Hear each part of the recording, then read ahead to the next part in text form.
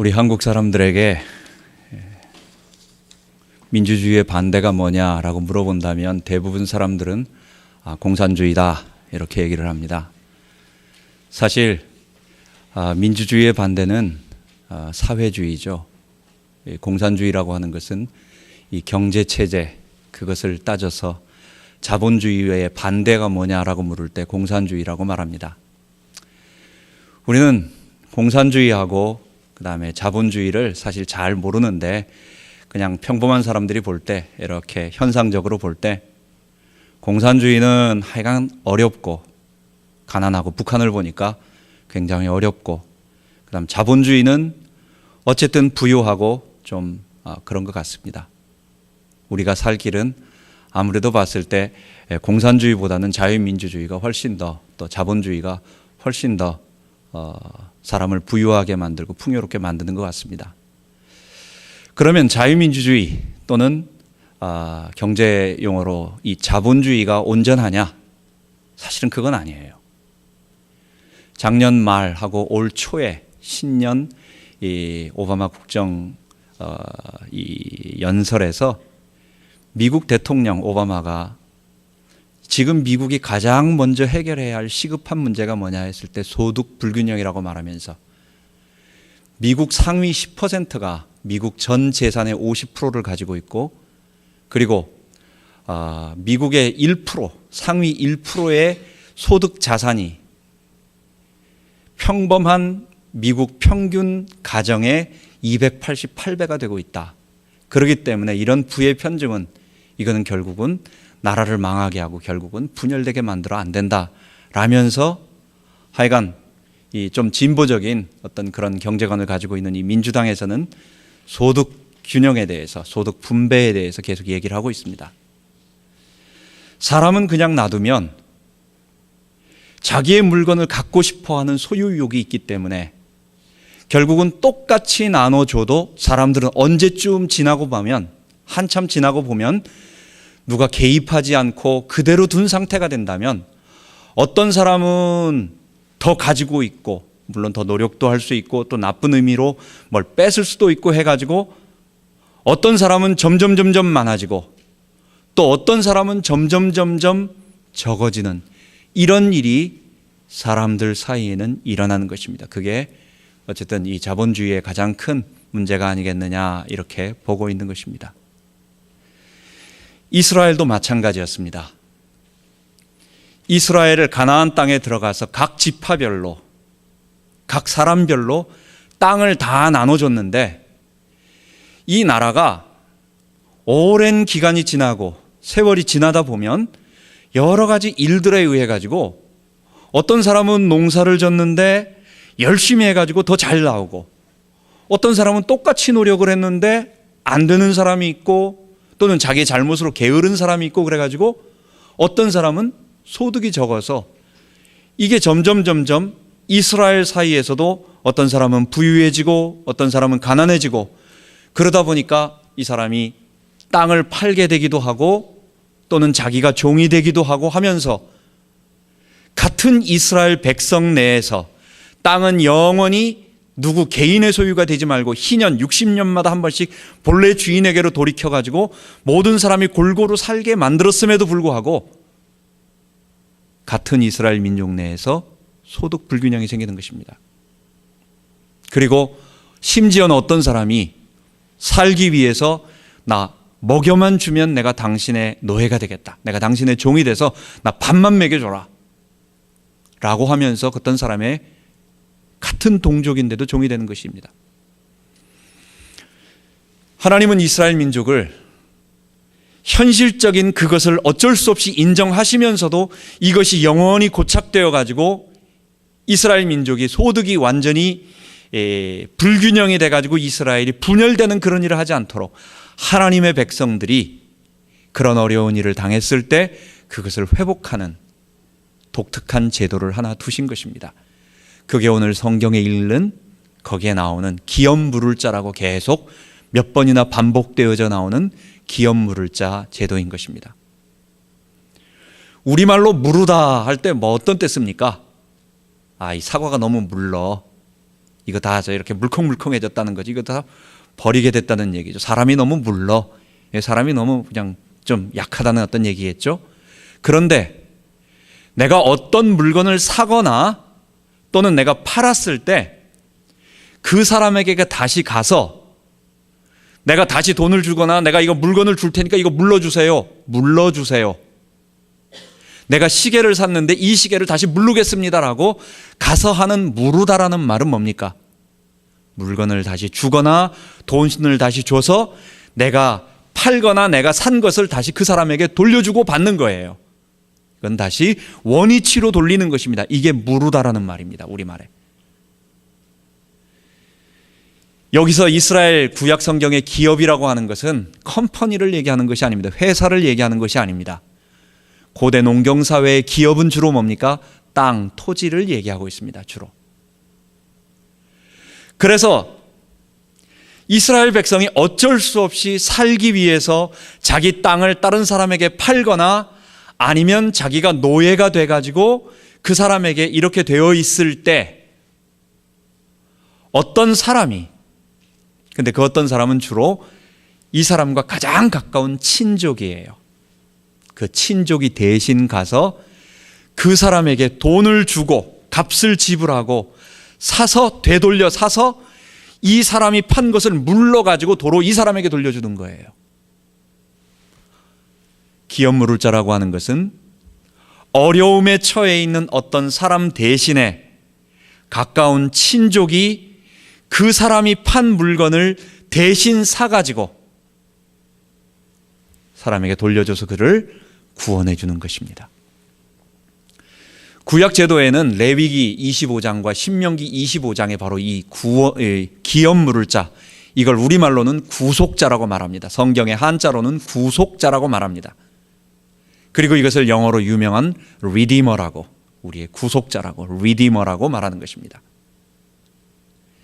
이 리디머 제도, 이 구속자 제도는 레위기와 바로 신명기 25장에 똑같이 기록하고 있는데 세 가지 경우를 얘기하고 있습니다. 아까 말씀드린 땅을 어쩔 수 없이 팔아가지고 연명하고 그 다음에 노예가 된 사람에게 가까운 친족이 가서 대신 자기 돈을 들여가지고 그 땅을 사거나 또는 노예로 잡혀있는 사람에게 값을 지불하고 이 사람을 노예에서 해방시켜서 양민으로 만들어주는 것입니다. 그런데 세 번째 한 가지 더 중요한 것이 있습니다. 만약에 어떤 여인이 또는 어떤 여인이, 그러니까 세상에 가장 불쌍한, 이스라엘의 가장 연약한 고아와 과부를 얘기하는 것입니다. 이 과부가 아이가 없다고 했을 경우, 그리고 재산도 없고 심지어는 어디에 노예로 잡혔을 때 이 세 가지를 다 한꺼번에 구속해 주는 거예요.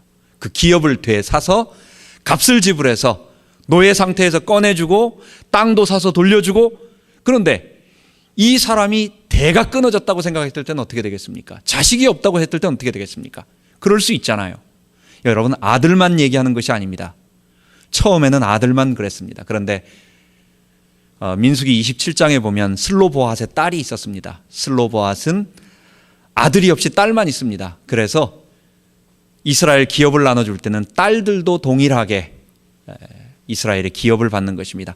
아들에게 먼저 기업을 주고 아들이 없을 때는 딸에게 기업을 주고 딸이 없을 때는 그 부모 형제에게 주고 형제가 없을 때는 아비의 형제에게 주고 아비의 형제까지 없을 때, 이거 뭐 5번 이럴 경우는 거의 없겠지만 아비의 형제가 없을 때는 가까운 친족에게, 제일 친척상으로 가까운 친족에게 줘라. 이게 기업 물을 자의 제도인 것입니다. 이런 것입니다. 만약에 이 어떤 여인이 이 재산을 갖다가 기업을 물을 만한 어떤 그 자녀가 없을 경우, 그럼 자기 대에서 재산이 끊어지니까 안 되니까 가까운 친족은, 형제는 남편의 형제라든지 안 되면 부모의 형제라든지 아니면 가까운 친족 중에 한 사람이 그 사람에게 땅을 돌려주고 돈 주고 사고 그 다음에 노예에서 해방시켜주고, 그리고 나서 이 사람에게 이 기업을 계속 가문 대대로 내려갈 수 있도록, 그 가문이 완전히 멸절되지 않도록 자녀를 낳아주는 것입니다. 여러분, 이것은 그 사람이 자기 아내를 둘을 만드는 것이 아닙니다. 그 아들은 누굽니까? 내 아들이 아닙니다. 내 자녀가 아닙니다. 죽은 이 여인의 남편의 아들이 되는 것입니다. 이 아들이 가지고 있는 재산, 내가 사준 재산은 내 재산이 아니에요. 그 집에 그 여인과 그 여인의 남편의 아들, 그 아들의 기업이 되고 결국은 내 재산을 다 이쪽에서 줘서 우리말로 후견자가 되어주는 것입니다. 이게 바로 신명기와 레위기 25장에 말하고 있는, 우리말로 말한다면 이걸 순수하게 번역해서 기업 물을 자, 그리고 한자로 썼을 때는 그 팔매자에다가 조개 패자를 쓴 합친 것을 뭐라고 말하냐, 이 속자라고 말합니다. 속. 값을 지불하고 내가 그것을 대신 산다라고 하는, 그래서 구속이라고 하는 단어를 쓰는 것입니다. 그게 바로 구속자 제도인 것입니다. 모압에서 돌아온, 베들레헴으로 돌아온 나오미와 그 다음에 룻은 그의 자녀가 없었습니다. 그 기업을 이을 자녀가 없이 거기에서 끊쳐지게 되는 것입니다. 그리고 이미 그의 땅은 다 남의 소유가 되었고, 그는 이미 10년 전에 베들레헴을 떠나서 아무 일푼도 없고 자녀도 없고 그렇게 된 상태였습니다. 이 사람은 자기 힘으로 아무것도, 룻은 자기 힘으로 거기서 빠져나올 수 없는데, 이제 나오미가 보리 추수 때부터 밀 추수 때니까 대략 한 2, 3개월 정도 걸립니다. 보아스의 밭에 가서 한 2, 3개월 동안 계속 이삭을 줍고 있던 이 룻을 보면서 나오미는 오랫동안 지켜봅니다.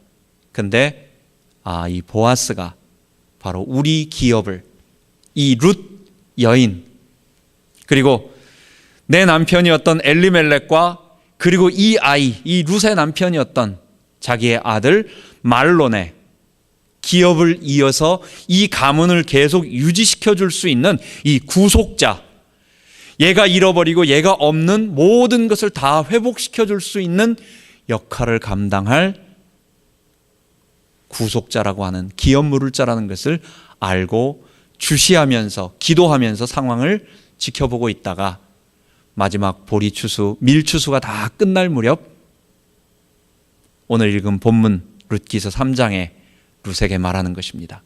너는 가서 보아스에게 조용히 나에게 기업 물을 자의 역할을 감당해 주세요 라고 부탁하라는 것입니다. 당신이 내 어려운 이 사정을 아시오니 이전에 우리 부모가, 우리 남편이, 그리고 우리 아버님이 가지고 있었던 그 기업을 지금 남의 것이 됐는데 그것을 다 사서 당신의 돈을 들여서 나에게 돌려주시고, 그리고 이 기업이 끊어지지 않도록 우리의 자녀를 통해서 계속 내려갈 수 있도록 나에게 가까운 친척으로서 자녀를 낳아주세요. 우리에게 자녀를 낳아주세요. 그 역할을 감당해 달라고 부탁을 하는 것입니다. 그 표현이 나는 당신의 시녀이오니 당신의 옷깃으로 나를 덮으소서라고 하는 그 말 속에 시적이면서 은유적이면서 어떤 문학적인 표현 속에 들어있는 것입니다. 이 표현은 먼저 보아스가 먼저 2장에 썼죠. 거기에 뭐라고 말합니까? 이스라엘 하나님 여호와께서 그 날개 아래 보호받으러 온 너를, 하나님께서 너를 보호하시리라 라고 말하는 것처럼 하나님의 날개 아래 품김을 받고 보호를 받기 위한 룻이라고 말하는 그 표현을 그대로 받아서 룻이 당신의 옷깃으로, 하나님이 나를 품어주시듯이 당신의 옷깃으로 나를 품으사 나에게 구속자의 역할을 감당해 주세요 라고 부탁을 하는 것입니다.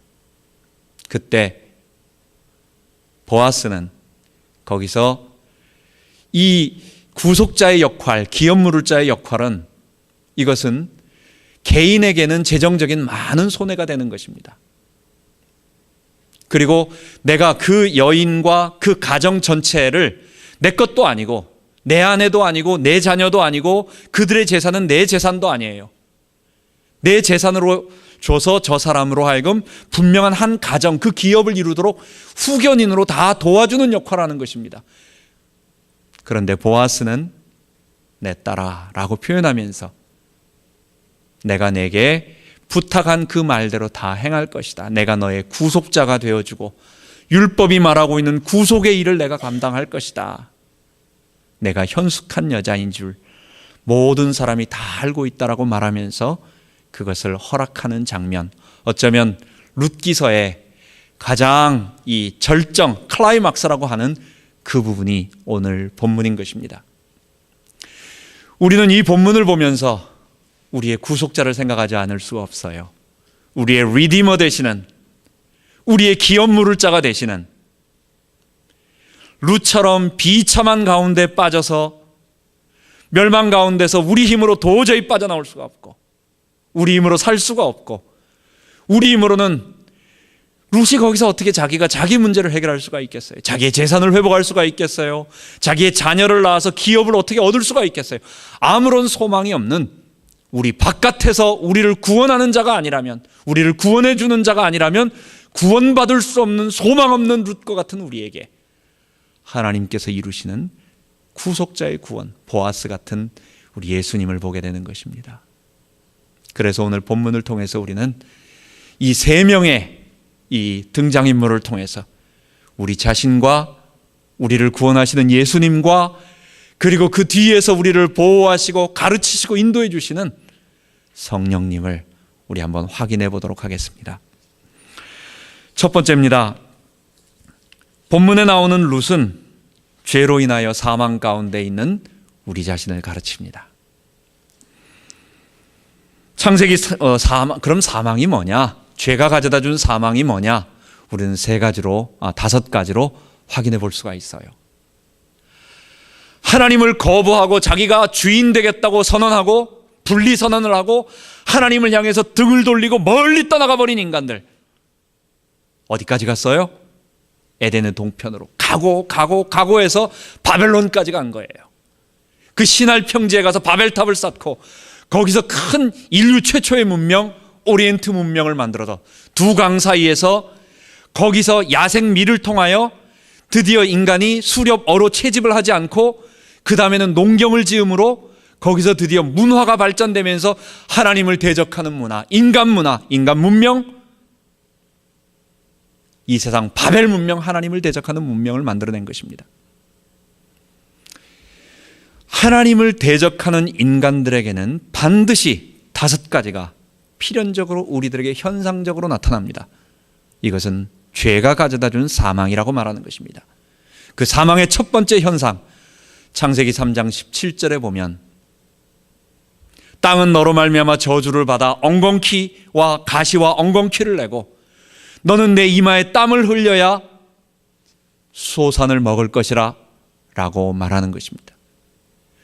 우리 인간은 사는 동안 극심한 노동과 수고, 하나님을 대적해서 에덴에서 하나님이 주시는 신령한 것들을 맛보지 못하고 우리가 스스로 우리의 문제를 해결해야 되니 하나님을 거부하는 죄의 첫 번째 현상, 사망의 현상은 우리는 끊임없이 마치 런닝머신 위에서 발을 내딛지 않으면 그냥 멈추면 뒤로 가서 나가 떨어지는, 그래서 우리는 태어남과 동시에 계속해서 살기 위해서 몸부림쳐야 하는 그런 인생, 극심한 노동.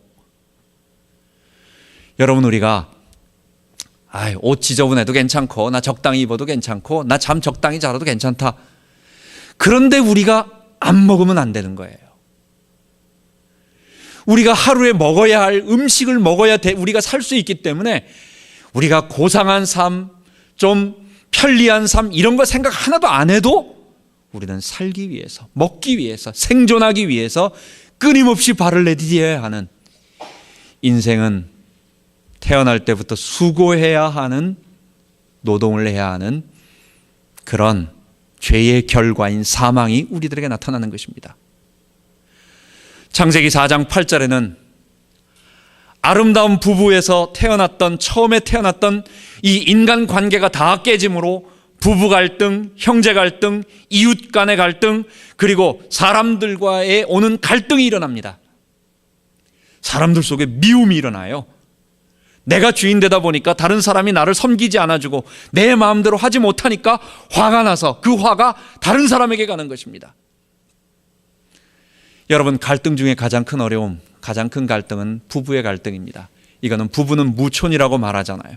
우리는 남자와 여자는 촌으로 나눌 수 있는 것이 아닙니다. 하나입니다. 하나님께서 주신 아름다운 하나의 단위로 만드셨어요. 그런데 사람들의 갈등이 어떻습니까?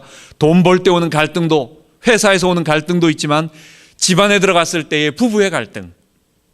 저는요, 어떤 분이 3년 동안, 2년 반, 3년 동안 이혼은 안 하고, 이혼하면 너무 어려운 게 있고 가족들이 문제가 있으니까 못하고 안 하고, 조그만한 집 타운하우스에서 3년 동안, 2년 반 동안 한마디 말을 안 했답니다. 부부하고. 여러분, 그 삶이 어떻겠습니까? 나중에는 아주 본능적으로 그 동선이 서로 파악이 돼가지고 나오면은 자기가 방으로 들어가고, 이런 것들이 아주 완벽하게 아주 그렇게 돼가지고 아주 서로 그냥 이 본능적으로 그렇게 움직이면서 말을 안 했다고 합니다. 지옥의 삶입니다. 돈 벌 때 오는 수고도 고통스럽지만 사람으로부터 오는 갈등, 창세기 4장 8절에 말하는 갈등은 보통 어려운 것이 아닙니다. 성경이 말하는 또 하나의 죽음의 현상들이 우리는 다 있습니다. 사람은요, 영혼과 육체. 영혼은 의지를 가지고 있는, 지정의가 있는 내 인격, 자라고 말할 수 있고, 그 중에 인간은 이 영혼의 한 기능인 정신과 육체가 있다, 이렇게 말할 수 있습니다. 우리 인간은요, 육체적으로 아무 문제가 없는데 정신적인 고통이 있어요. 정신은 여러 가지로 정의될 수 있습니다. 기업 정신, 민족 정신, 뭐 이런 것도 있지만 한 개인의 몸과 영혼의 한 요소로서 존재론적으로 설명한다면 결국은 지성과 감성을 느낄 수 있는 어떤 부분을 우리는 정신이라고 말할 수 있습니다. 사람은요, 이 정신과 마음, 정신, 즉 지성과 feeling과 thinking, 정신이, 이 정신, 이 이성, 지성과 감성이 이게 골고루 이 정상적으로 기능을 발휘해야 우리의 육체, 바디하고 연결이 돼가지고 사람이 올바르게 움직일 수 있어요. 그런데 우리의 생각은 오랫동안 살아보다 보면 우리의 미래에 대한 두려움이 있습니다. 우리는 언제 어떤 일을 만날지 모릅니다. 여러분, 우리가 지금 월요일, 우리 지난 주일만 마칠 때 월요일쯤만 돼도 이번 주일에 이렇게 눈이 쏟아질 줄 누가 알았겠어요? 우리 학생들이 학교를 안 가가지고 이런 좋은 일이 생길 줄 누가 알았겠어요? 아무도 모르는 것입니다. 그것 때문에 경제적인 어려움, 그것 때문에 힘든 일을 당한 사람도 많이 있는 것입니다. 인생은요, 내일 일을 알 수가 없고 언제 천재지변, 사건, 사고가 들이닥칠지 모르는 거예요. 그래서 미래를 예측할 수 있는 이성을 가지고 있는, 지성을 가지고 있는 사람은요, 결국은 알게 모르게 막연한 우리 속에 염려와 두려움을 다 가지고 있습니다. 우리의 thinking, 정신이 이 미래에 대한 염려와 두려움이 정도가 넘어져서 거기에 잡히게 되면 사람은 문제가 와요. 사람은 정신이, 즉 생각이, 또한 생각뿐만 아니라 우리의 감정도 적절하게 보호를 받고 따뜻함을 느껴야 합니다. 그래서 사람은 사랑을 받아야 돼요.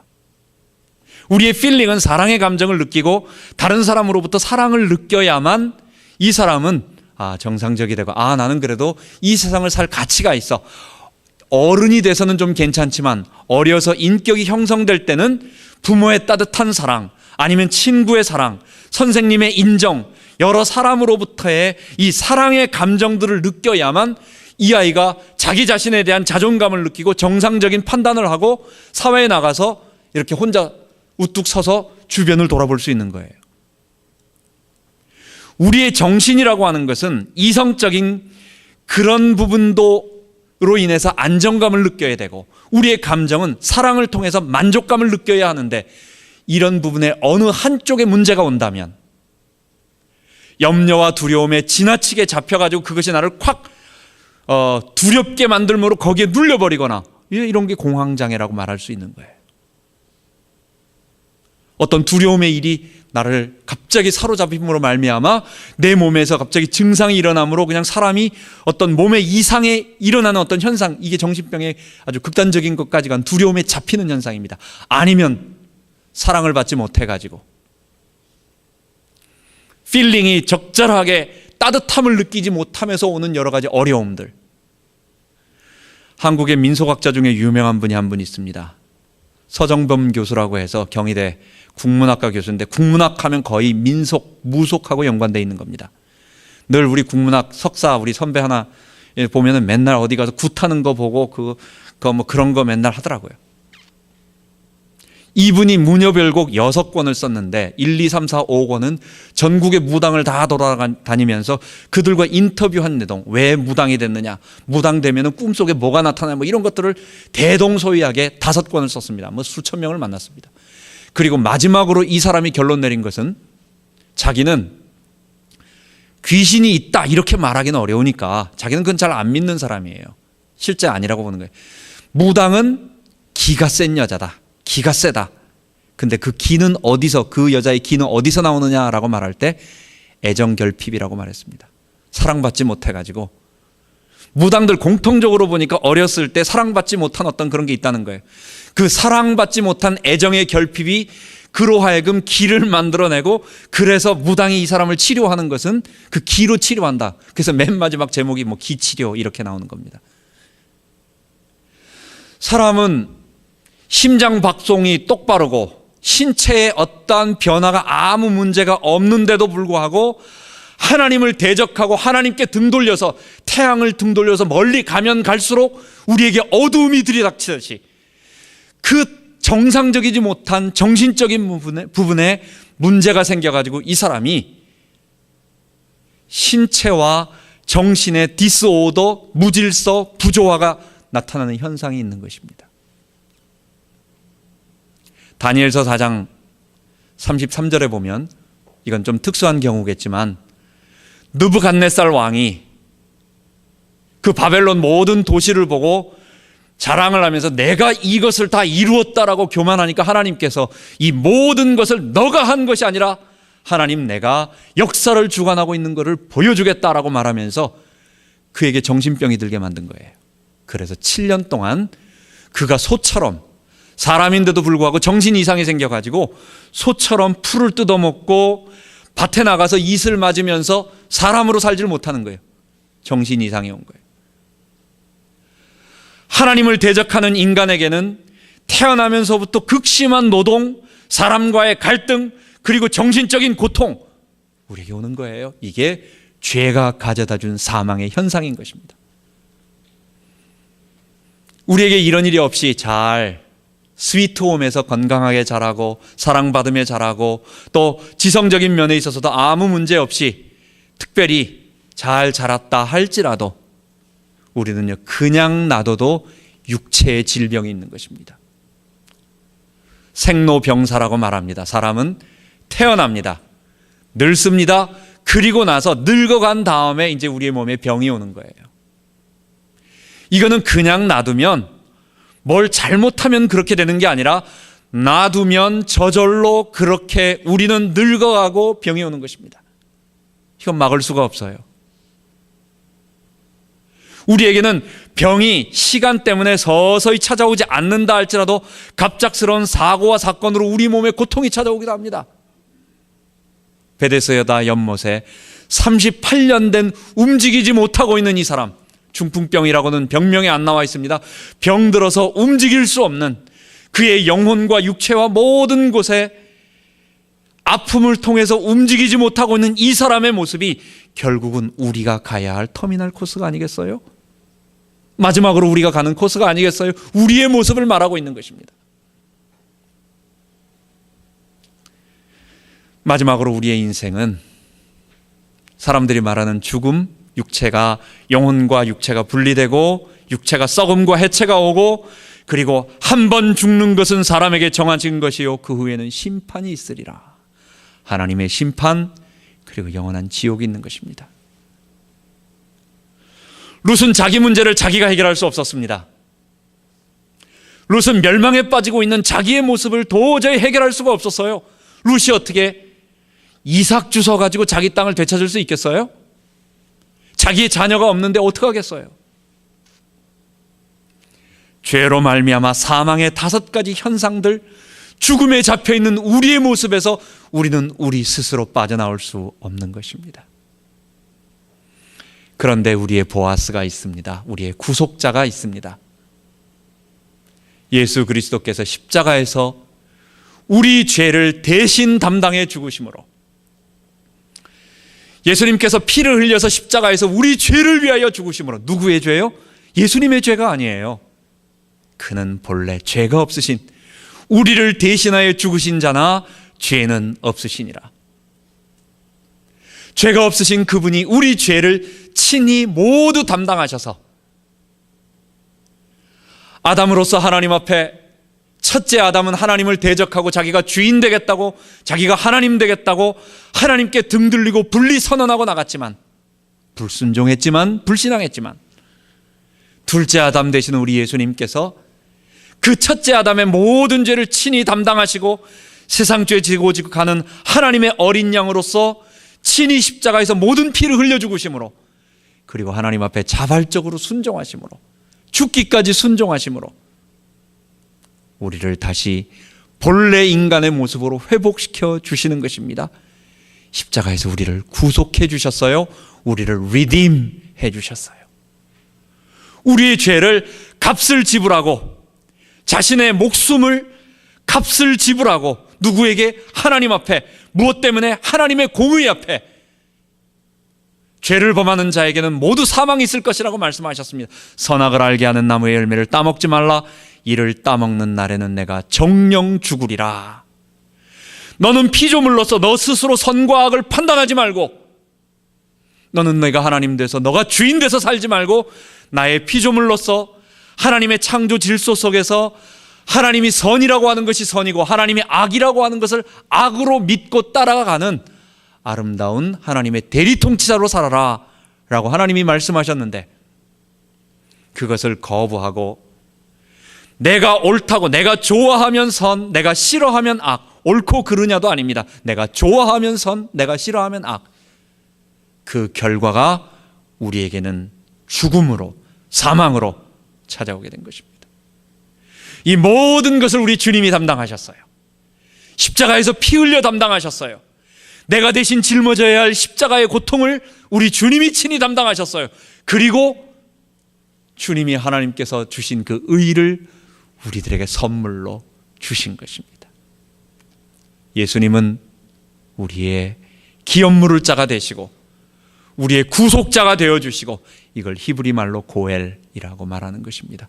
우리의 구원자, 구원 속에는 대신 값을 지불했다는 말이 없으니까 그걸 더 강하게 말하기 위해서 구속자라고 말하고, 대신 담당했다 해서 대속자라고 말하고, 돈을 지불하고 노예에서 양민으로 풀어줬다라고 말해서 속량자라고 말하는 것입니다. 우리를 구원하신 예수님, 구속자이신 예수님, 바로 보아스가 구속자이신 예수님을 상징하는 것입니다.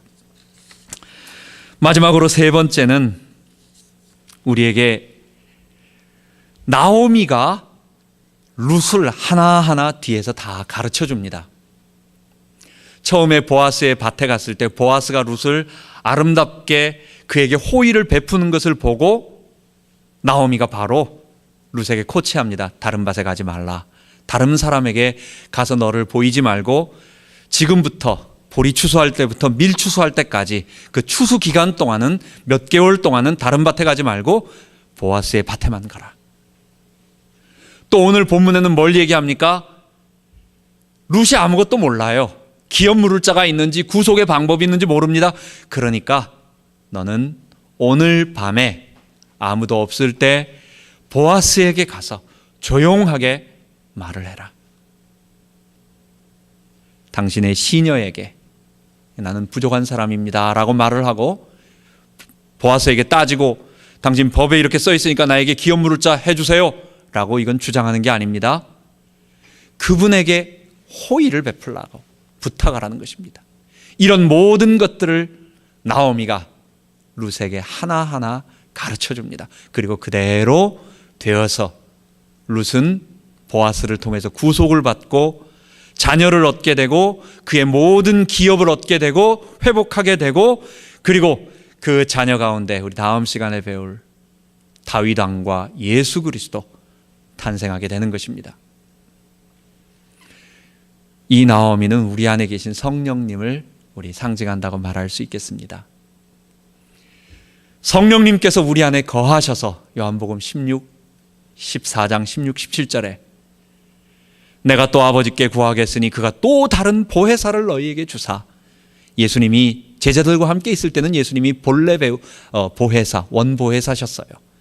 그런데 이제 예수님이 떠나가시니까 하나님 보좌 우편에 계시면서 이제는 또 다른 보혜사로, 원보혜사를 그대로 다시 반복 그 일을 감당하는 성령님, 또 다른 보혜사로 오시겠다는 것입니다.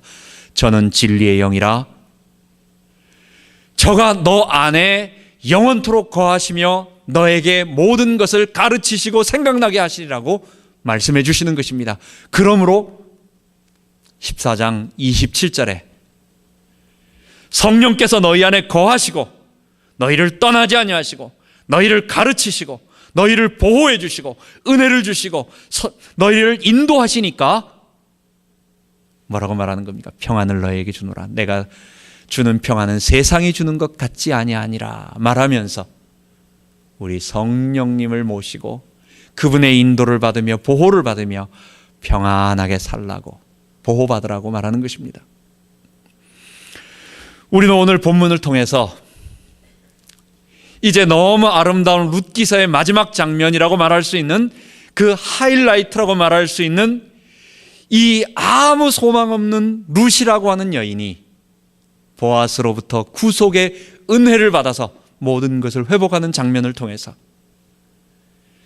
사망의 죄, 하나님을 대적하는 죄로 멸망 가운데 있는 우리가 우리 주 예수 그리스도의 십자가의 보혈의 피로 말미암아 구속함을 받고 죄사함을 받고 성령님이 내 안에 들어오셔서 나를 보호하시고 인도하시는 모든 것들을 회복하게 된 아름다운 구원을 맛보게 되는 것입니다. 알게 되는 것입니다. 우리는 이번 한 주간 동안도 이 아름다운 구속의 진리를 체험하고 우리는 이 구속을 감사하며 이번 한 주 동안 한번 생각해 보자고요. 내가 룻처럼 고통스러웠던 멸망의 그 모습. 여러분, 우리가 자꾸 과거를 잊어버립니다. 우리의 지난날에 형편없었던 죄 가운데 빠져있던 우리의 모습을 보고 그런 멸망 가운데서 우리를 구원하신, 근데 그 구원의 방법이 뭐였습니까? 십자가에서 자기 피를 흘려 우리를 사랑하사 그의 피로 우리 죄에서 우리를 해방하시고 그리스도 안에서 우리가 구속 곧 죄사함을 받았으니 십자가의 피로 말미암아 죄사함 받고 구속함을 얻었다는 거예요. 그 구속의 은혜를 감사하며 우리 이번 한 주간 동안 아침 저녁으로 계속 하루에 2번씩 아침에 일어나서 저녁에 자기 전에 꼭 이 구속의 은혜를 감사하는 기도, 이걸 우리 적용하며 이번 한 주간 보내기 바랍니다. 우리 같이 기도하겠습니다. 하나님 아버지, 우리의 기업 물을 자, 우리의 기업을 다 되찾아서 우리의 회복시켜 주실 분, 우리의 구속자 되시는 예수님을 다시 한번 만날 수 있도록 말씀을 통해서 주시니 감사합니다. 우리는 룻처럼 우리 힘으로 아무런 구원의 여망이 없는, 희망이 없는 자들이었습니다. 보아스를 통해서 룻이 모든 것을 회복시켰듯이 보아스가 아낌없이 자기의 재산과 모든 것을 줌으로, 대신 값을 지불해 줌으로 룻이 되살아났듯이 하나님, 우리도 예수 그리스도의 보혈의 피로 가장 값진 그 구속의 대속의 은혜로 우리가 하나님의 자녀가 되고 죄 용서받게 되었습니다. 이 은혜를 잊지 않고 성령님을 따라서 성령을 의지해서 한 주간 살아가며 우리의 평생을 하나님의 백성으로 살아가며 아름다운 이 축복을 누리게 하여 주옵소서. 교회의 축복을 누리게 하여 주옵소서. 감사드리며 우리 주 예수 그리스도의 이름으로 기도하옵나이다. 아멘.